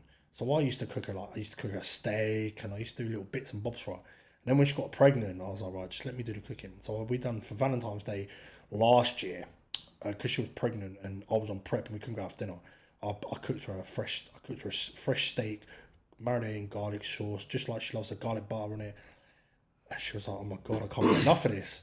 And I was like, a man with many tricks here. But is it important to know how to cook? As long as you know how to basically cook, What if somebody comes to you as a client and says, got no idea, mate. Got no idea. My exact words are, go onto YouTube, watch a video on how to basically cook chicken. It's not hard. It's basics. We evolved from cavemen, right? Back in them days, do you think they had Jamie Oliver's restaurant book in front of them? Or exactly. YouTube or TV? I always think, who came up with the fact that this is an egg? Let me boil it and see what happens. Okay, here's a question for you. What came first, chicken or the egg? No one can ever answer that one. The protein. So it must be both then. Both, yeah. The protein. I always say to someone, do you know what? It's funny you say that about clients. So when I first ever started coaching, before I even was qualified, I was helping people do diet plans. And in a sense where someone said to me, they were like, I don't know how to cook. And I was like, what do you mean you don't know how to cook? They were like, well, I said, right, rule of thumb. If chicken looks raw, it's undercooked. Make sure it's white. If it's pink, it's not cooked. So cut it up. On a pan, spray some oil, right? Put your chicken in the pan. Leave it to cook. If it's white, it's cooked. If it's pink in the middle, it's not cooked. Leave it longer. Yeah. Rule of thumb, done. There you go. You've just cooked chicken. Oh my God, I didn't know that. And I went, or you can read a book on it. I think it's an excuse. If you tell me, if you're a client or you're average Joe and you say to me, well, I don't know how to cook, that's a bullshit excuse. Just because you want to go buy microwave food and a pot noodle or something. Or prep meals. Prep meals are brilliant. I would always say to someone, like, some companies are brilliant, even when you're in prep. Big question. The big finale. Are some PTs stealing a living? Now, let me explain. Cost, technique with the clients, and are they preaching what they are selling? Like, for example, I'll come to you and I want to look like you. Say, look, I'm oversized or I'm undersized. I want to be big. Yeah. I want to look like you. What's the sketch? So you say, yeah, no problem. 12 weeks, I can get you there. It's going to cost you 1,500 quid. Fine, wicked. I want to do it. 12 weeks later, it's nothing happened. I'm halfway there. I'm not even anywhere near. So what I'm trying to say is, as a PT, your selling point is your physical visual image, right? And you've just sold a package on a basis that you haven't told that client that, okay, if you want to look a certain way, you're going to be on X, Y, and Z in 12 weeks. Yeah, they don't. The question is they missell. Missell. They missell. They don't actually tell the truth. So 100%. For example, you've got Ben. Ben's your local PT at your Pure Gym. Ben offers you a training plan for 12 weeks and goes, well, that's fine. You want to get fit in 12 weeks? I can get you fit. 12 weeks come round, you're not really there. You may be halfway, you're not really there. What he hasn't told you is you've got to take X amount of this, and it's going to do this and this and this. Yeah. It's misleading, again, information. So are PT stealing? Yes, they are. They're selling false information and misleading you to buy their product. Just like if I was to sell this phone, okay? I tell you this phone is the most indestructible phone ever. It will withstand a bullet. It's bulletproof. It's everything. You then go home, your nutty wife shoots it with a gun and it blows up. I want to know why is your wife got a gun now? But, my whole point is at the end of the day, it's missold. Yeah, I've sold you a product, you've bought the product and I've missold you it. I've not told you the truth about it. So, yes, PTs are doing that all the time.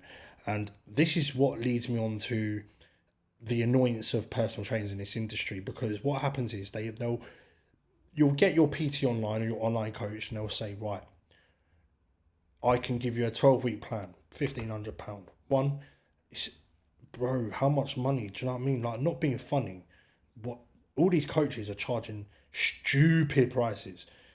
It's competitive, it's a competitive industry, but stupid prices, something that don't need to be sold, right? Really, they need to be brutally honest and upfront, okay? And I always say to my clients, are you assisted? Are you not? If they say to me, I'm assisted, do you want to, or I'm not? I ask them. Give them an option. Give them an option. Look, if you want to look like this, you need to be on X, Y, and Z. If you don't... No. I'm a selling tool for my business, so I'm very open about my usage. I'll say to all my clients, I'll run this cycle and I'm on steroids, but that's for me. They might go, I don't want to ever take it. That's fine. We'll figure out something. We'll sort a plan out specifically tailored to you. But what I don't like is this whole generic thing of I see it online. You get a picture. You get an overweight person with a transformation picture. This can be done in 12 weeks, and you've gone from stupidly overweight to stupidly ripped.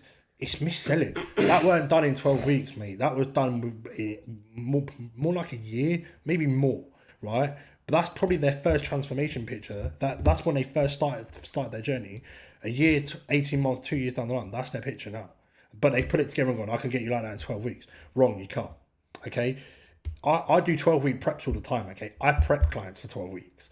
If they came to me looking like that, I would tell them straight, it's going to take a longer period of time, mate. We need to move the goalpost. Maybe if I had a client come to me... Pretty far. Yeah, pretty far. If I had a client come to me and say to me, Darius, right, I need you to get me in shape in 12 weeks, right? They're 18 stone. They need to get down to fucking like 12 stone. It's not going to happen in 12 weeks. It can be done, but at stupidly health risk, right? And with anabolics and fat burner usage and over dieting, anyone can write a diet, let's be honest. I could tell you, right, I could say, right, stick to this diet, it's 1,000 calories a day, okay? Yeah. I want you to do an hours of cardio, and I want you to take this fat burner. Mate, you'd probably fucking drop 24 pounds in a week. But do you know what? Your health, boom, done. Your heart, boom, done. People don't look at the risks and the risk involved. And I think this is what happens within the fitness industry. It's a mis-selling tool and a product. Okay, but that's a selling tool. You've put up a transformation picture, but you weren't honest. Be honest. Honest, sell stuff. Anyone could sell a product. Anyone could stand here and chat, waffle, and sell shit. I used to work in sales, right? I worked as a Tesco phone shop manager for an X amount of years. I can sell a product and hard sell it. Yeah. Why would I want to hard sell a product that's going to risk your life? Exactly. See, there's a phone. There's no risk to you. No. And then you've got this, steroids in the fitness industry, that's going to harm you forever. Exactly, and people need to be brutally honest about the use of PED usage. So performing enhancing drugs, PEDs, people need to be honest about it, and people need to be upfront of what the side effects are. Okay, and PTs won't. It's a taboo subject within the PT industry. Everyone, you know, oh my god, that guy's on steroids. Oh my god, he must take gear. He's big. Okay, but talk about it. I am on fucking gear. So what? Okay, I take X amount, but doesn't mean you need to take that. You don't even need to run gear. 99% of people that run gear have no fucking clue, have no idea the side effects, the results, the issues around it. I could list 10 issues, main issues that running steroids problem, from losing hair to fertility issues to libido issues to heart, lung, kidney, liver issues to dental issues, right? To issues that you never even think about, to even mental health issues. You know, certain compounds affect your mental health. And is that worth looking a certain way now? Exactly. And I would always personally say to someone, unless you're elite, and by elite I mean you're a top level athlete. So just like your Olympic athletes, just like your sprinters, your professional footballers, your professional rugby players, your professional MMA fighters, do you need to go to that extreme? If you're not, don't even fucking think about it. Focus on nutrition, focus on healthy lifestyle, and changing your habits around you. By that, I mean, look at your lifestyle. Who are you hanging around with? Who are you surrounding yourself with? If you've got a group of friends that go out every fucking weekend and sniff a load of cocaine up their nose, and you go out and that's your friendship group. Okay, what's that doing to your mental health? What's that doing to you? That's dragging you down. Step back from that. I've lost loads of friends over the years because I've stepped back. I don't need people. I don't need to have a friendship group around me. I know what I'm about. I know what I can bring to the table. I don't need that. Do you know what I mean? So look what your environment is, because a lot of it is environmental. So, you know, if you've got your group of friends that are out every week and binge eating kebabs, going out drinking, you're most likely going to jump on that bandwagon. But you've got a group of friends that, you know, like to go out for a walk or go to the gym or go for a swim or a spa day. That lifestyle's already improved. Okay, that lifestyle was already headed in the right direction. Then look at your nutrition. Okay, so you eat 3 meals a day. Okay, but you have, maybe you don't eat breakfast, but then you have like a meal. Like you have a meal, maybe a meal to go on lunchtime. Then you have like a family dinner. Okay, but what can you change? You can get up. You might not be a breakfast person. Not everyone is. You can get up. You can have something healthy for breakfast. Maybe go out for a 10-minute stroll in the morning before everyone gets up. Look at what you are doing as a person rather to what you can put in your body. Focus on the nutrition side of it rather than focus on the other aspect. I will say this hand on heart to anyone. If you are not a competitive athlete, do not look at the PED usage. Absolutely. There's no point, is there? There's no point. I openly take steroids, and I take steroids because I'm at that elite level. I trained natural for years before jumping on a cycle. Yeah. To this day, I wish I never did, and I do regret in a sense where I could have waited. I jumped on when I was 21. Okay, that's me being brutally honest. My first cycle was 300 milligrams of test. Okay, a week. That was 1 mil back, 1 mil of test. That was it. We were talking about the PTs and selling all of that stuff, and so yeah. The bottom line is make sure whoever your PT is well known. Yeah. He knows what he's doing. Basically, what you need to make sure is the fact that if you have signed up to a personal trainer or even an online coach, make sure that they know exactly what they're doing. Look at what they're about. Go through their social media. Look at their Instagram. Look at their Facebook. Look at their past clients. Read up upon them. Look at their past history. Have they competed before? Are they, you know, if they're an online coach and they're advertising bodybuilding services and they've never competed, that should show a red flag. That's a red flag. You know, if they're advertising a professional boxing or military style training and they've never ever, one, been in the military, or two, even stood foot in a boxing ring, that should be a red flag. If they're offering dance lessons for ballet and they've never done dance and they can't dance, again, it should be a red flag. So go through their social media, look at their past, look at what they're about. And a lot of the time, like I've made my social media open, and I've got a business account, I've got a private account. My private account's my family. It's got my door on there. It's got that, and my business is my business, because I've separated the two. But go through their business account and have a look of the content that they post. You know, have a look of how they word things. You know, is the coach that you're employing to train you, is he professional? you know, look at how he's writing messages and what he posts or what he or she posts on their stories or whatever, because at the end of the day, that's a big thing. So, you know, it's not just about qualifications. Anyone can have a level 2 or level 3 qualification in personal fitness and a degree in nutrition. Anyone can. It's not fucking hard. Yeah. But which that part is fine. Yeah, if you just want to have, if you just want someone who's got a qualification, brilliant. As a normal PT lifestyle change, fine. But if you're looking for a targeted audience, but if you want to compete, yeah, that's not a suitable coach. No, that's not. If you want to compete and you're into the bodybuilding and fitness lifestyle and you're stepping on stage and you want someone to prep you for them 12 to 16 weeks, and the guy you've got has never competed in his life, that's a red flag. That should be like, whoa, hold up a minute. Like, this guy walk the walk. I say this to all my clients. I've got more lifestyle clients than I've got prep clients, but any client that I've ever put on stage or prep clients, I always say to them, I've walked the walk. I know when they're sitting there moaning to me, God, I'm so hungry, I'm so tired. Why have I got no emotion? Why do I feel like this? Mate, I've been there, done it. I know, I've got the t-shirt. I know exactly how you're feeling.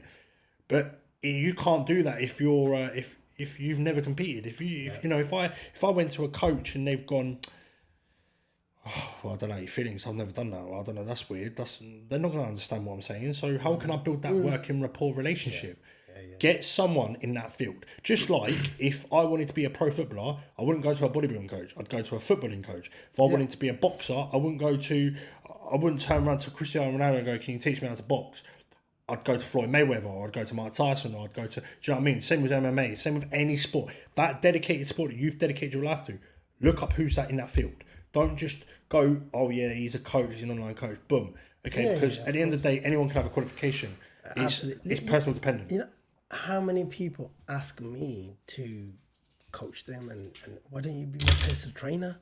It's like, because I'm not one, I follow a plan myself. Do you know what? I used to get it all the time. So I get a majority of people that ask me to help coach them. One, they're not even bodybuilders. They don't. I was told today. I said something was said, and they said, "Oh, you look quite intimidating." I said, "Oh, what do you mean?" They were like, "Yeah, you're quite intimidating. I don't know if I'd want you to coach me." And I said, "Okay, that's fair enough." I said, "Each to their own." But I would always look, if I was to coach someone or personal train someone, I look at my client as I look at myself. I would never put someone through something that I would not be able to do myself. The same that goes for food, that goes for nutrition. This is why when clients say to me, "Oh, I can't do this," you can do it. It's not about, there's no excuse to it. You can do it and you will do it. It's just having that willpower and someone to push you and kick up the arse. It's, when you're tired, the last thing you want to do when you're tired is get up early and go to the gym or go after work after you've worked 16 hours or 12 hours, whatever. But again, how bad do you want it? I'll say this to anyone. How bad do you want something? If you don't want it that bad, then... No. But personal trainers, there's a lot out there that are bad. Okay? Just like, we hear it all the time, oh, that personal trainers are sleazy or whatever. You get your good guys, you get your bad ones. Like everything in life. You get your good and bad. Learn from mistakes. If you go with a personal trainer or a coach and they're not working for you, be professional about it. Walk away. Say that you don't want to continue. Move on. And you won't know until you try. It's a bit like trying food. You won't know what food you like till you try it. Like, it's not one size fits all. There's not one personal trainer out there for everyone, and everyone's different. Everyone's coaching style is different. Training style is different, and it's nice to sometimes try different coaches. Yeah, there's no harm in that. I'm very black and white when it comes to my coaching. I think because I understand what it's like to have issues. I understand what it's like to have your head full of cobwebs and dark days and really struggle, but I also know what it takes. Now, if you know how to come out of it. I know how to come out of it. So if a client comes to me and says to me, "Oh," and it's a bit more like a pity. "Oh, I don't know." Again, I ask the question: how bad do you want it? If I can do it, you can do it. There is no like, "Oh, well, I don't know. I don't know if I can." If that self-doubt creeps in instantly, you ain't never going to do it. That's the end of the beginning, and that is the end of it. And I'm pretty honest with people. Where before they start joining up to my coaching, I'm pretty honest. I'm like, "How bad do you want it? What's your goal?" I ask them. My main question when you sign up with me: What is your target? What is your goal? If you say to me, Darius, I want to be stage ready in 12 weeks. I look at what you look like now.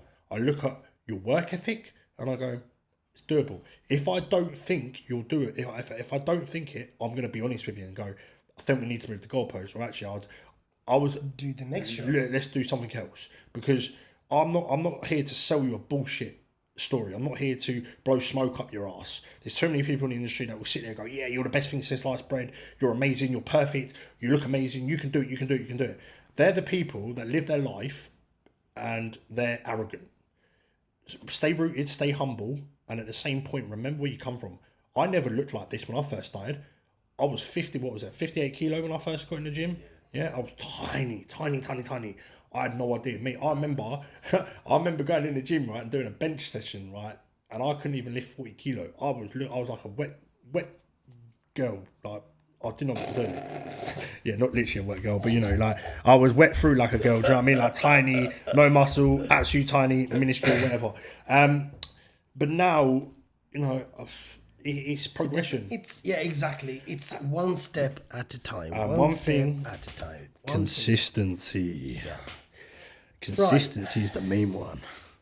Last question. Quick fire questions. Fire the booth.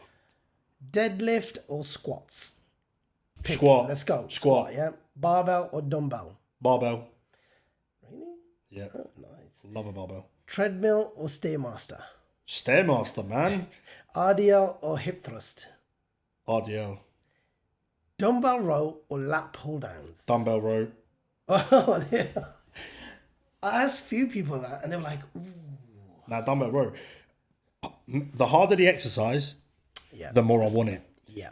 Everyone, so the most underrated and most overrated exercise, one of each. Okay, so one of each, that's it. The most overrated exercise, alternated bicep curls or a barbell bench press. Most underrated exercise, sissy squats. I hate them. I love them, but sissy squats. Sissy squats, an incline fly. Underrated. Yeah, I love incline flies. Yeah, but do you know the amount of people that do incline flies wrong? Wow. They don't realise. With an incline, everyone always sets the bench up far too high so it hits their front delt. Yeah. Really, if you... It's just going to be about just there. Set it about... Everyone always does it like a fucking 90-degree angle. It's like, boom, straight up. It's like that, isn't it? It's about 45 degrees. 45 degrees. And here's a little trick. If you're in the gym, right, get a yoga pad. When you do a fly movement, whatever, if you're doing it on a flat, if you're doing it on a 45-degree incline, or even a cable fly or pec deck or whatever, get a yoga block, put it behind your rhomboids at the back. It opens up your chest fibers. Really stretch your chest open and squeeze. Keep your head back. What that does is it opens up your chest cavity, because where people go wrong is when they do a fly movement, they bring their front delts and they bring their neck towards their chin. So then what happens is, instead of opening up your chest, you're tucking your neck into your chest and you're narrowing the movement, which is narrowing the range of motion. So what you need to do is open up your chest. By that, the yoga block will open up your rhomboids at the back and basically your shoulder girdle. It will allow you to stretch open your chest more, therefore, bigger range of motion. Bigger range of motion, which means more blood in the muscle, which means it stretches the muscle, which is muscle growth. Yeah. But I'm also going to touch base on the exercise everyone murders, and I fucking hate it. RDLs. RDL it's a Romanian deadlift, and people go far too heavy on it. So you see it all the time. Jordan Peters brought out the RDL of let's go heavy and let's do 5 plates. I can make 60 kilo RDL make you cry like a little girl rather than 400. Do you know what I mean? Because it's not about weight. With hamstrings work a bit like your bicep, okay? They work kind of, you've got to really contract that muscle and really slow it down. So anyone can barbell curl 60 kilo or 20 kilo dumbbells, swing them up. You bring your front delt into play, you bring in everything. You slow down that movement, and you basically, if you throw your hips backwards, you roll the bar down to just below your knee level, stretch your hamstring, then drag up and squeeze your hamstrings, glutes, boom. Done. You do that, and you're hurting for the next 2 days. yeah, and a repetitive movement, you are screaming like a little girl. Dude, it's been a pleasure. We're going to leave it here now. Leave this here. It's been an absolute pleasure. It's just been wow. Just wanted to say big thanks to Naz for bringing me on. It's been an absolute pleasure. If you are in the area of Aylesbury, he's got a local business, one of the best tasting restaurants about. Definitely for you guys, for your off-plan meals, boys. If you want to follow Darius, where can they find you, bro? So you can find me on Instagram. I'm also my PT services and my coaching. I'm now PTing out Pegasus Gym in Aylesbury. And my online tag for my Instagram is Dario_M_online coach 2908 coaching. You can find me on Instagram. My profile's open. If you ever want to chat, if there's anyone out there that is struggling with mental health issues, if you do want to chat, pop up, have a chat with me. I don't care if you're random. I don't care if you're just new to the channel. You want to say hello, pop up, say hello. It'd be nice to hear from you. This is what it's about. It's a community where we need to bring people together, talk about things, all things good, all things bad, does not matter. But my door is always open for anyone. But yeah, so if you are interested in coaching, I've got a deal on at the moment, guys. Lifestyle clients is £100 for 12 weeks. That's cheap. Yeah, £8.30 a week to be exact, and you get everything included in that. So yeah, hit me up. And on that note, thank you very much. Take care.